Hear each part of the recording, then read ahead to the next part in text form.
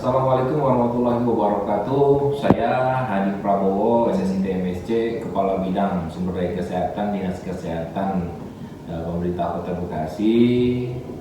Dalam Diklat PKA Angkatan 1 tahun 2023 ini saya mengambil aksi perubahan berkaitan dengan analisa kebutuhan tenaga kesehatan di Puskesmas Kota Bekasi dengan metode Anjap ABK, analisis jabatan dan beban kerja dengan mempertimbangkan rasio jumlah penduduk.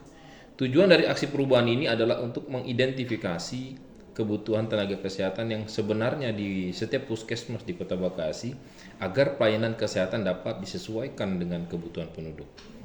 Metode Anjap ABK ini digunakan untuk menghitung jumlah tenaga kesehatan yang dibutuhkan berdasarkan kebutuhan pelayanan dan beban kerja di masing-masing jabatan di puskesmas, khususnya di tenaga kesehatan.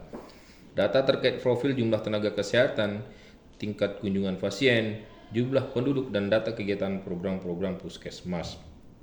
Selain itu, data perubahan ini juga mempertimbangkan rasio jumlah penduduk di wilayah puskesmas Kota Bekasi untuk periode waktu tertentu.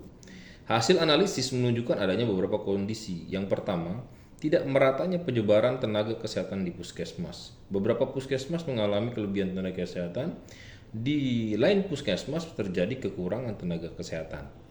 Yang kedua, kekurangan tenaga kesehatan. Aksi perubahan ini mengidentifikasi beberapa puskesmas yang mengalami kekurangan tenaga kesehatan.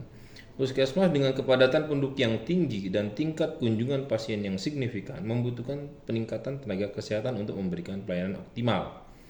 Berikutnya, yang ketiga, perlu peningkatan kapasitas puskesmas. Puskesmas yang mengalami kekurangan tenaga kesehatan perlu meningkatkan kapasitas dengan merekrut tenaga kesehatan tambahan atau memberikan pelatihan untuk meningkatkan keterampilan yang ada. Berdasarkan temuan dari hasil analisa kebutuhan tenaga kesehatan di puskesmas, sejumlah rekomendasi dapat diajukan. Yang pertama, pemerataan distribusi atau redistribusi sumber daya tenaga kesehatan di puskesmas di Kota Bekasi berdasarkan perhitungan hasil analisa. Berikutnya, yang kedua, penambahan tenaga kesehatan. Yang ketiga, peningkatan kualitas layanan. Puskesmas perlu memfokuskan upaya pada peningkatan kualitas, termasuk pencegahan penyakit dan promosi kesehatan untuk mengurangi beban pelayanan yang berlebihan. Yang keempat, perencanaan sumber daya manusia. Dinas Kesehatan Kota Bekasi harus melakukan perencanaan SDM yang lebih efektif dan memastikan ketersediaan tenaga medis yang memadai di setiap wilayah. Yang kelima, penyusunan kebijakan. Hasil dari aksi perubahan ini harus dijadikan acuan dalam menyusun kebijakan kesehatan berupa perwal, berbasis bukti dan berfokus pada kebutuhan masyarakat akan pelayanan kesehatan yang prima. Lalu yang terakhir, monitoring dan evaluasi.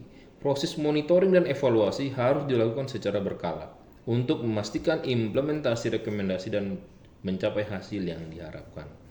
Dengan memperhatikan hasil dari aksi perubahan ini dan mengimplementasikan rekomendasi yang tepat, diharapkan pelayanan kesehatan di puskesmas Kota Bekasi dapat ditingkatkan dan dapat lebih baik memenuhi kebutuhan kesehatan masyarakat secara keseluruhan. Terima kasih. Demikian aksi perubahan yang kami sampaikan, mudah-mudahan berguna bagi insan-insan tenaga kesehatan di Kota Bekasi.